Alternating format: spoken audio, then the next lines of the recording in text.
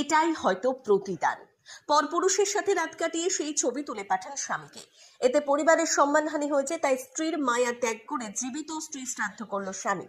জানা গেছে, দীর্ঘ 16 বছর সংসার করার পর পরকীয়া সম্পর্কের জেরে 2 সন্তান রেখে অন্য ছেলের হাত ধরে পালিয়ে যায় স্ত্রী, আর সেখানেই শুরু করেন নতুন সংসার। এদিকে 2 সন্তানকে নিয়ে শ্রমিকের কাজ করে সংসার চালিয়ে যাচ্ছেন যুবক। এ পর্যন্ত সব ঠিকঠাক থাকলেও যুবকের দাবি নতুন স্বামীর সাথে সংসার শুরু করেছে স্ত্রী, আর সেখান থেকে বিভিন্ন ধরনের অশ্লীল ছবি পাঠাতো স্ত্রী। এতে আমাদের পরিবারের সম্মানহানি হচ্ছে, আর এই অভিমানে জীবিত স্ত্রীর শ্রাদ্ধ করল স্বামী। ঘটনাটি ধূপগুড়ি মহকুমার অন্তর্গত ঝাড় আলতা 1 নম্বর গ্রাম পঞ্চায়েতের হরিণ খাওয়া সংলগ্ন এলাকার শান্তি রায় 2 ছেলের মা। দীর্ঘ 16 বছর আগে বিয়ে হয় প্রদীপ রায় নামের এক যুবকের সাথে। এরপর 2 সন্তান রেখে পরকীয়া সম্পর্কের জেরে অন্য ছেলের হাত ধরে পালিয়ে যায়, আর সেখান থেকেই বিভিন্ন ধরনের ছবি পাঠাতো স্বামীকে, যার কারণে অভিমানে রীতি মেনে জীবিত স্ত্রীর শ্রাদ্ধ করল স্বামী।